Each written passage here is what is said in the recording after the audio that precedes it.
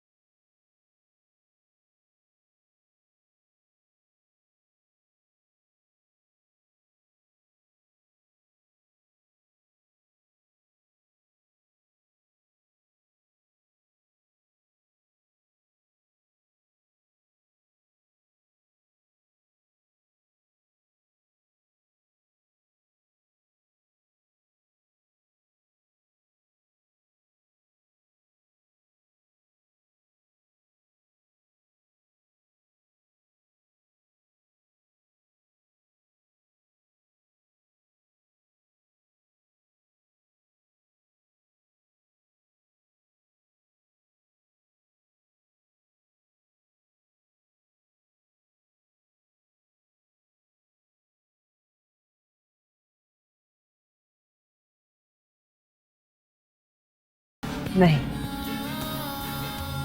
मगर ये तुमने क्यों किया? मुझे खौफ है मुस्कान कि कहीं रायान के कत्ल का शक तो मुझ पे ना करे।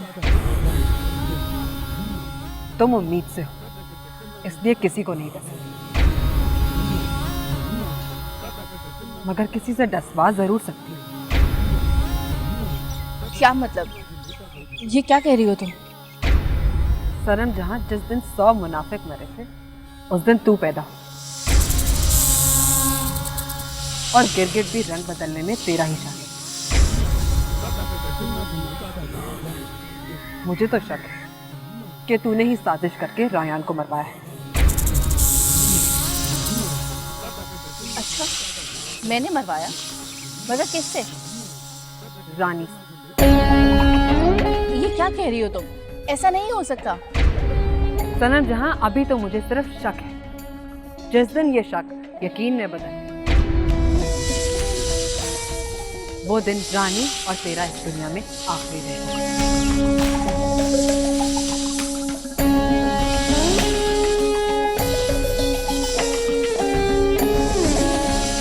तू कभी नहीं जान पाएगी कि रायान को किसने मारा है, और अगर तुझे मालूम हो गया तो इससे पहले कि तू मुझे मारे, मैं तुझे खत्म कर दूंगी।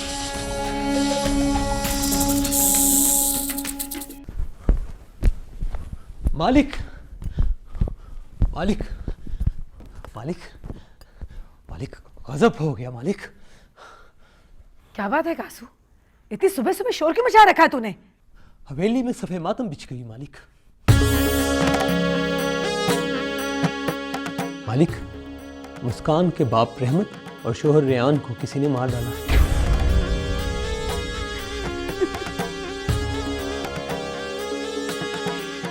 इसका मतलब है कासू कि मुस्कान विवाह हो गई। हाँ मालिक।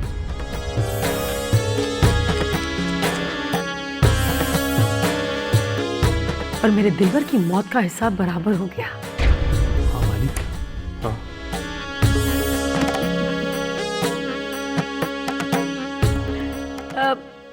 वैसे इस हादसे का तुझे कैसे पता चला? मैं जंगल जा रहा था, रास्ते में मैंने 2 जनाजे देखे।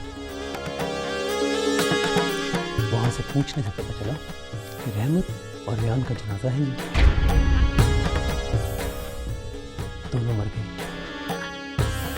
वैसे कासू, तुमने हमें आज बहुत बड़ी खुशखबरी सुनाई है।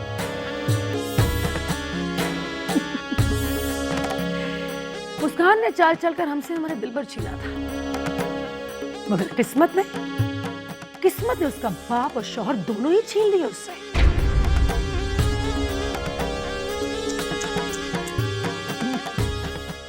मालिक, एक और खबर है मेरे पास। वो क्या? रहमत और रेयान की मौत नागनों के डसने की वजह से हुई।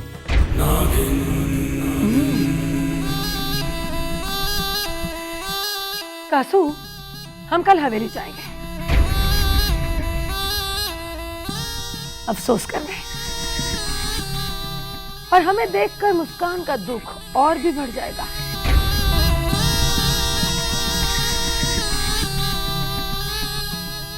सब पे आती है सबकी बारी से। मौत इंसाफ की अलामत है। जिंदगी सब पर क्यों नहीं आती?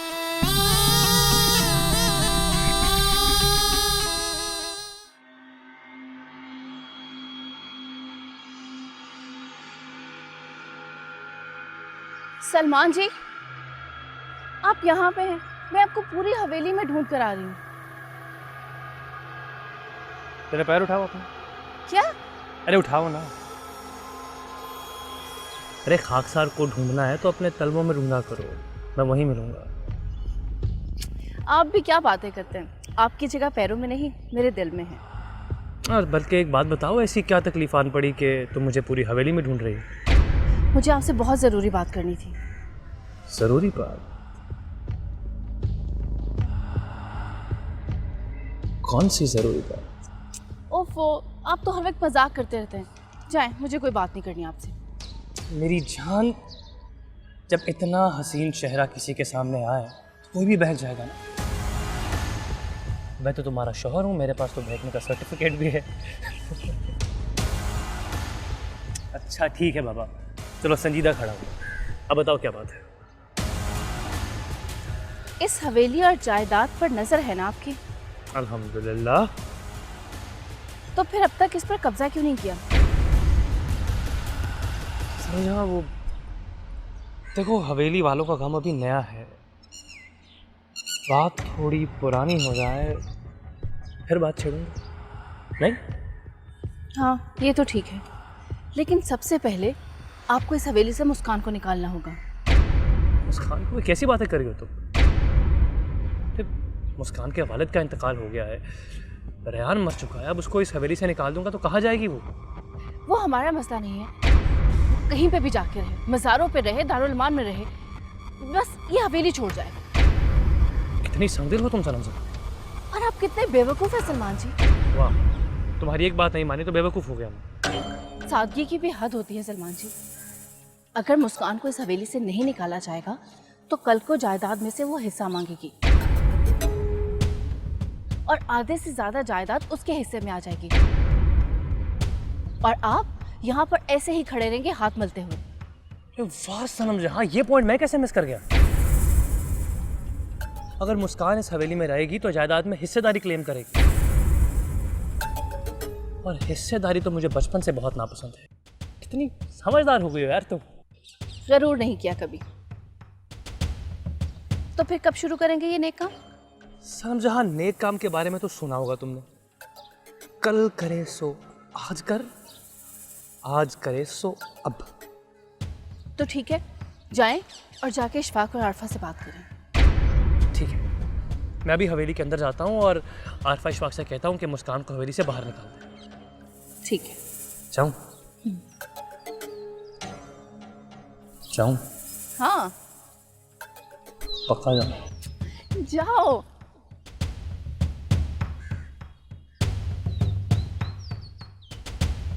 मुस्कान, मैं तुम्हारे गिर्द दायरा इतना तंग कर दूंगी कि तुम खुद ब खुद मुकाबला छोड़कर भाग जाओगी।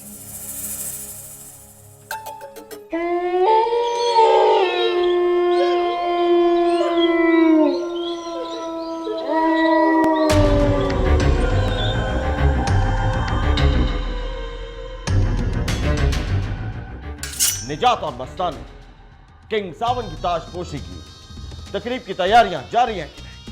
आज रात तक बिल्कुल तैयार हो जाएगी किंग सलाज। गुड, एक्सीलेंट, जबरदस्त। हमने कल से सावन को देखा नहीं, क्या के सल्तनत नेवलिया के होने वाले बादशाह को बुला के लाओ। किंग सलाज, अगर आपकी इजाजत हो तो सावन को बुलाने मैं जाऊं। नहीं, तुम नहीं, मस्तानी जाएगी। जाओ मस्तानी, लेके आओ। जी किंग सलाज।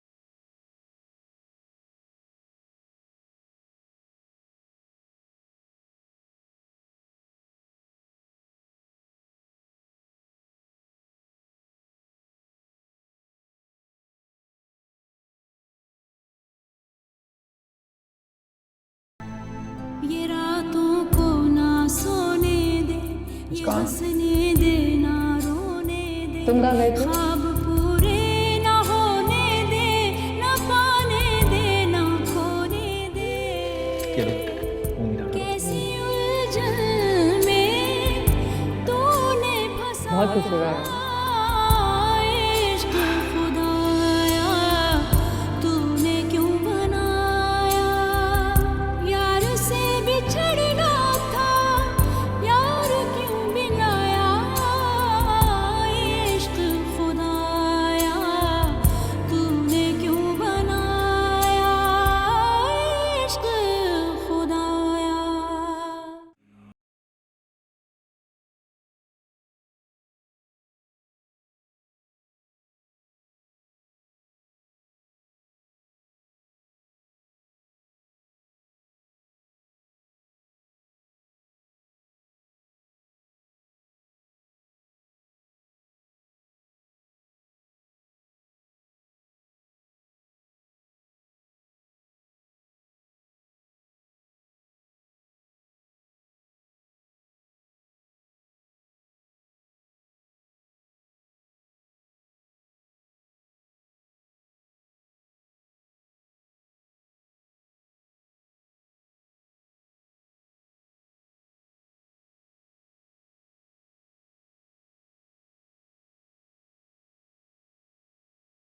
मेरी हालत भी बिल्कुल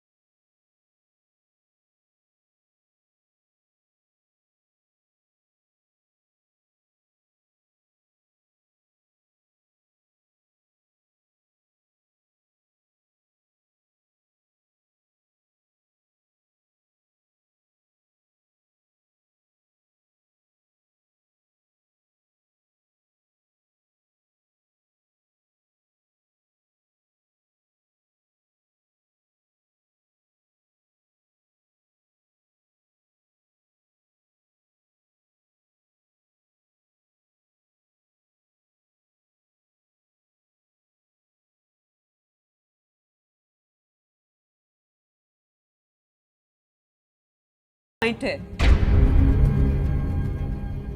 मुस्कान के आने के बाद वो नाग ने हमें तबाह करने पर लगी हुई है।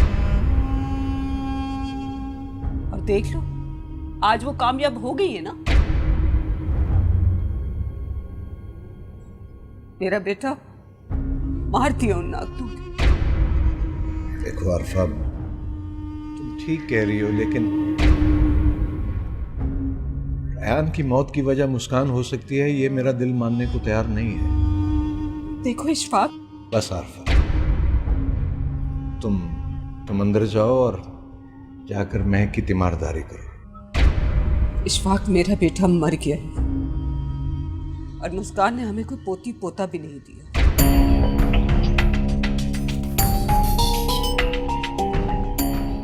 मैं उसके गम को भूल सकूं, इसलिए तुमसे दरखास्त है कि मुस्कान को यहां से निकाल दो। ये कैसी बातें कर रही हो आरफा?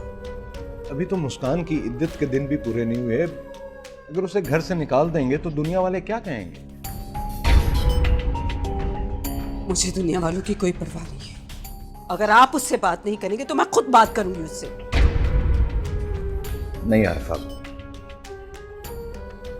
तुम अंदर जाओ, जाकर आराम करो, मैं खुद मुस्कान से बात करूंगा।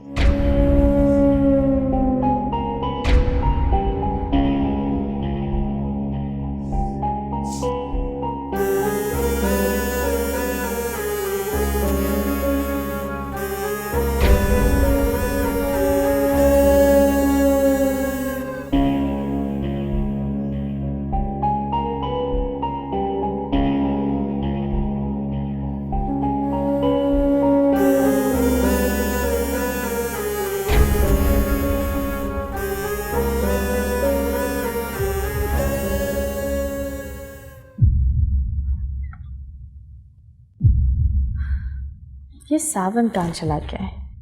लगता है महल में होगा।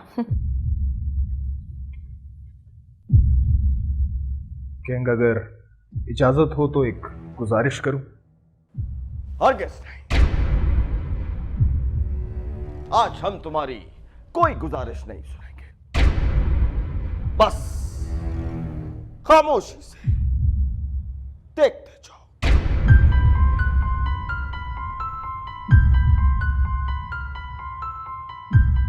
किंग सलाज, बहुत बुरी खबर है। क्या खबर है? बोलो। सावन कमरे में नहीं है। सावन अगर कमरे में नहीं है तो महल के किसी कोने में होगा। जाओ, बुला के लाओ। किंग सलाज, मैंने पूरा कमरा और महल छान मारा, सावन गायब है। ऐसे कैसे हो सकता है? सावन कहीं गायब नहीं हो सकता।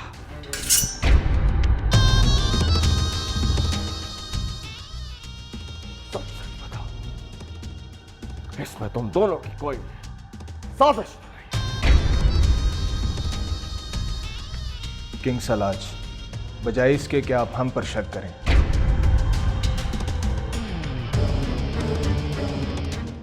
क्यों ना आप अपने इल्म से मालूम करें कि सावन इस वक्त कहाँ है। ठीक कहा तुमने, लेकिन याद रखना नहीं चाहता, अगर कोई साजिश हुई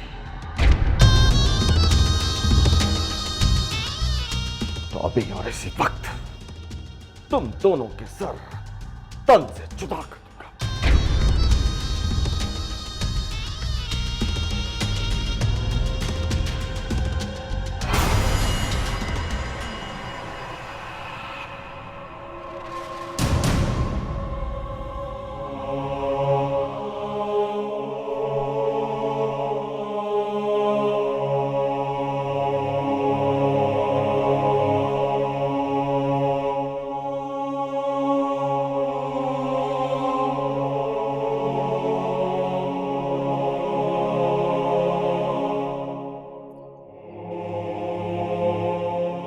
मुस्कान, बैठो, बैठी रहो।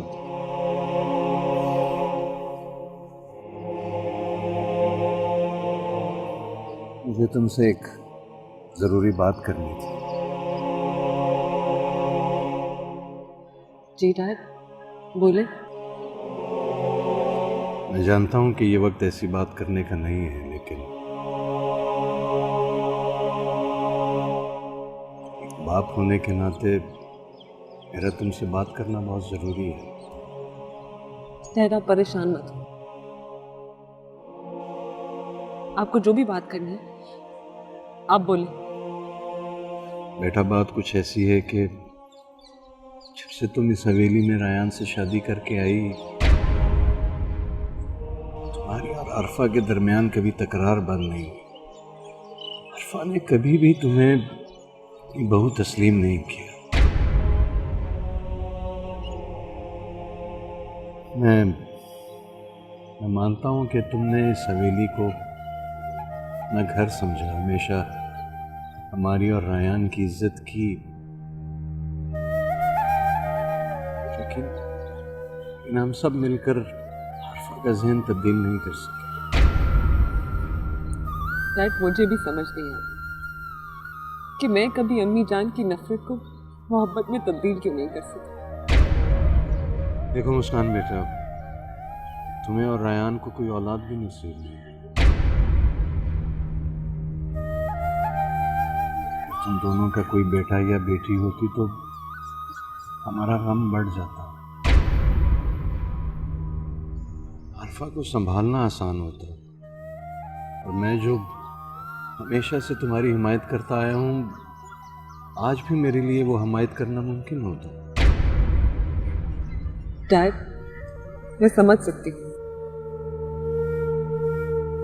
अब आपका मुझे डिफेंड करना रायान के बाद और इस हवेली में रखना बहुत मुश्किल हो गया। बिल्कुल ठीक समझे तुम। आरफा तुम्हें अब एक लम्हा भी बर्दाश्त करने के लिए तैयार नहीं। मैं तुम्हारा दुख समझ सकता हूँ, लेकिन आरफा को समझाना मुश्किल है। वो तुम्हारा दुख नहीं समझेगी।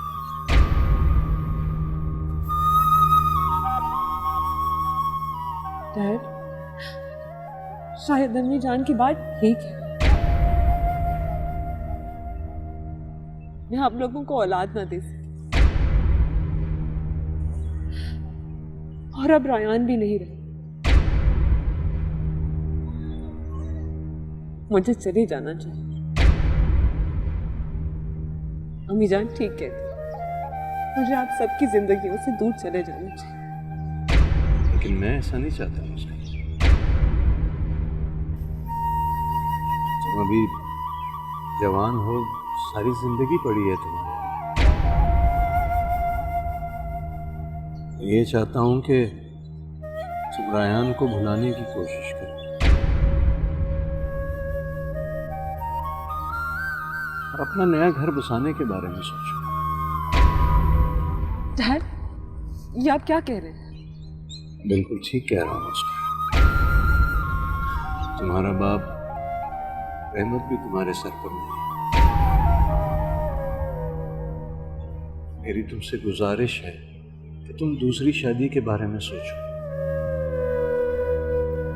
देखो बेटा, तुम्हारी इद्दत के दिन खत्म होते ही मैं तुम्हारी शादी किसी अच्छे घराने में करवा दूँ। खुद तुम्हें अपनी बेटियों की तरह रुखसत करूँ। डैड, देखो मुस्कान, किसी इस बात से इनकार मत कर। ये आप मुझे किस उलझन में डाल रहे हैं? सुलझन को तुम्हें सुलझाना होगा मुस्कान। मैं आरफा को तुमसे लड़ने से रोक लूंगा, लेकिन तुम्हें दूसरी शादी करनी होगी, नया घर बसाना होगा।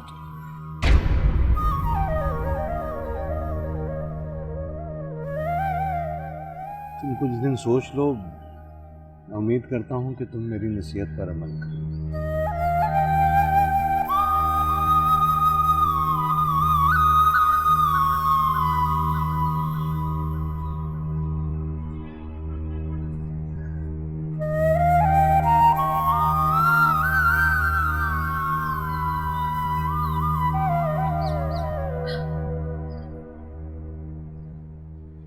रायान, क्यों तुम मुझे छोड़कर चले?